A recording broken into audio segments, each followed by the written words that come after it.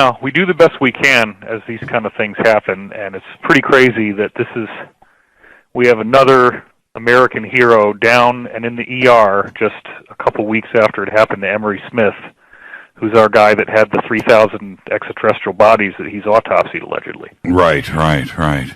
But, I think Corey's going to be okay. I mean, the fever is 103. It's not 105 like Emery's was. And, his daughter is sick and he is sick. But I don't think he's deathly ill. So I want to make that clear. I think he will be fine. I don't think he's going to die or anything. So let's not get too worried about this. Yeah, let's not go too conspiracy. But the point that I do want to make to everybody here is, first off, the show must go on. Second, this is what friends do. We don't panic. We just jump into this and we have everybody's back. You know what it does do, though, in a weird way? Let's all get a laugh out of this. A couple of months ago, the internet was all abuzz that you and Corey had a falling out. And you remember that because I called you. I was like, dude, man, what's going on? You were like, nothing, right? Not true at all. Obviously not true at all, right? So we can put that rumor to bed right now. I just didn't feel good about being threatened with death if I was out there strongly defending him while he's in the middle of being attacked by this thing we call the Dark Alliance, and I had to really do some soul searching and say, do I want to go down this water ride, like when you're on that frickin' rapids in a little boat? Do I want to go down the rapids? And I finally decided my own personal comfort is secondary to the importance of this mission. And I believe this man is telling the truth. I know these online attacks are totally overblown and ridiculous. They're not true. They're really silly. If anybody knows him personally, you know it's totally not true. And I said, you know what? The benefit, the payoff, Jimmy, that we get if Corey's right, and if these things are true, and if we're going to get full disclosure, isn't that worth it? Isn't that worth it for us to be on the air right now talking about this stuff? Yeah. Because we're literally going into a Star Trek age. Teleportation, anti-gravity, time travel, instantaneous healing technologies. Nobody's got to die of cancer. Nobody's got to get diabetes. Nobody has to be paralyzed. If you lose a limb, you regrow another one. That's the kind of world we're going to be living in, a world in which we have open commerce and interaction with our galactic family.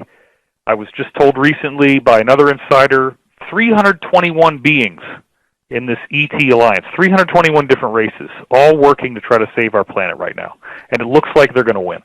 Now, the paper, Corey sent it to me yesterday. You got it yesterday? Day before? Yesterday? No, I had to pull myself away from this to do the show. Yeah, I actually have it open right now, and when we have commercial breaks, I'm going to keep working on it. Right, and it's amazing, dude. It is amazing. 26 pages, and it starts off. Well, let's do an overview here first. Let's do that. He covers the last 10 weeks going back to the end of October through recent. And you read through this and you just want, now I know why he's sick. Now I know why he's in the hospital. That is a pretty crazy read, isn't it? I told him that I think it's the best thing he's ever written. The Alliance has told him they think it's the best thing he's ever written. His allies, his friends who have helped him with graphics and art, they all tell him it's the best thing he's ever written.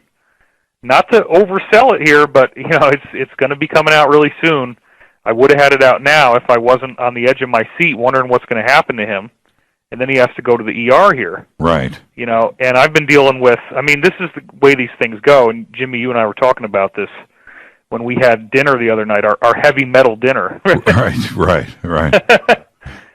We could talk about that too, but everybody who is on the battle for the light side right now, everybody is getting hit the hardest they've ever been in their life. And if that's happening to you, whoever you are listening, that's normal. You're in the right place.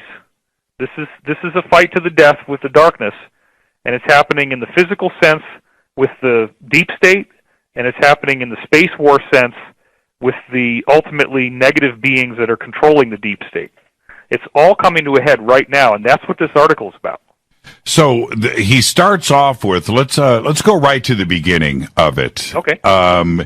He starts off. He's moved from Texas to Colorado, and he's sitting in his empty house in Texas with what's left of some boxes and things, right? Boxes, yeah. And he gets a surprise visit. And he didn't expect this, and he was just looking forward to his move to Colorado. But let's kind of start there, because sure. This caught him by surprise. I'd like to respect somebody who hasn't already been familiar with this 2.5-year cosmic soap opera, and just give them a little bit of an overview, because if you don't have that overview, it's going to sound like we're totally insane what we're talking about. Right. It sounds like a Ray Bradbury novel. Well, right, and then to try to explain to people that this is real would be quite a stretch if you don't have some backstory. So I just want to do a little bit of that. Sure. And I am doing that in the article, by the way. So what you read, Jimmy, was the raw pages that Corey wrote, and where I come in is to deliver an introduction and conclusion, and we're going to credit each writer for each part. It's not like I'm taking credit for Corey's writing, but I'm going to write the intro and the conclusion, because that's not what he does best. So what we're dealing with here, just for people who might not be familiar with this, is we're dealing with the fact that some very, very corrupt elements, the most corrupt elements of our earthly governments, have been in regular contact with a variety of extraterrestrials. They've received technology from those extraterrestrials, sometimes given to them on purpose, sometimes that they retrieved from crashes like Roswell. They've had cooperation. There's all these bases that have diplomatic embassies, literally, in which extraterrestrials are here on Earth, teaching us things, showing us how to build things, and giving us the tools to become like them. And so all of this has been going on, sadly, without any public awareness, and even, for the most part, without any awareness in our UFO community. So you might go to a conference and you might hear people talking about things like Roswell, and talking about UFO sightings and analyzing a photo of a UFO to try to determine if it's authentic. Well, if you have all these different models of UFOs, and there's so many different types, either that means that everybody likes to hot rod it and make lots of weird-looking crafts, or we got a whole bunch of different species, and that's what I think it is. That's what the data is showing me. So another really important foundational point here is the number of insiders that I have. And Jimmy, you know that. I mean, when we're talking about this stuff with Corey, this is one of the things everybody trips up on. And I want to have dialogue with you, but I just want to fill in a couple things just so we can get this started. So, yeah, we have to. We have to. Go ahead. Yeah. So I had people telling me really bizarre, highly classified information ever since I first got a download about NASA hiding the truth of Roswell from us in 1993. Started all the way back then for me. I went to a conference in 96, met a guy from Lockheed Martin. He told me a lot more.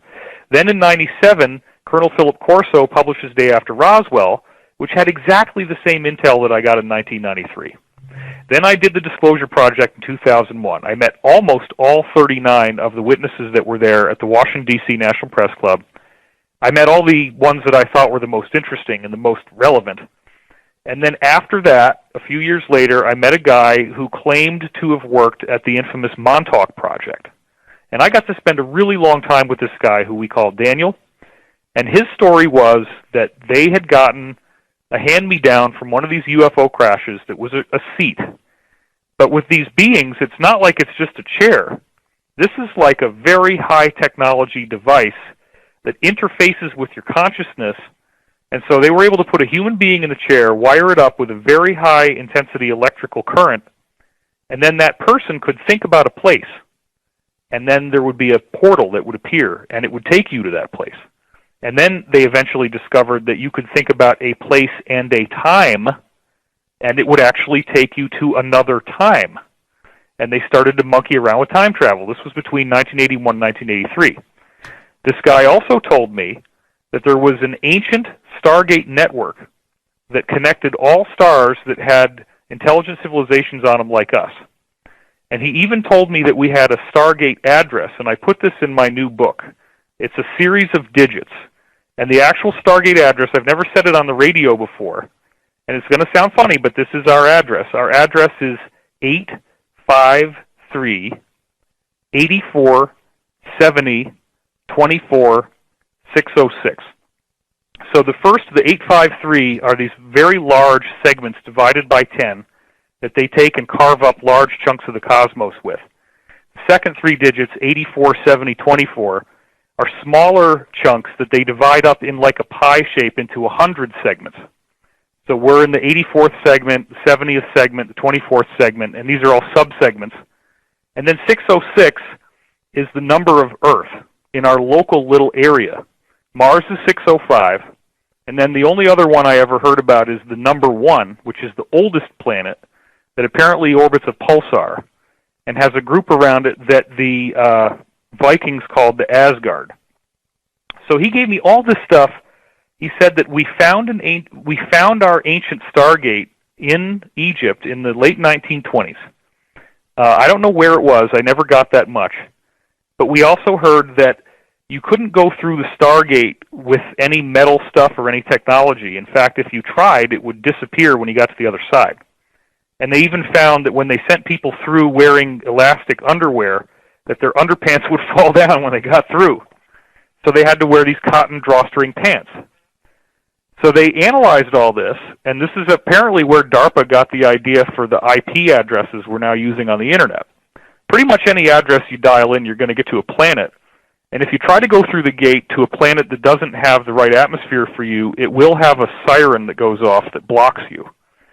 Now, we also heard that there's some very, very ancient group, very ancient, that built this stuff a long time ago, and then newer groups come in and they update it, and they make sure that it keeps running properly.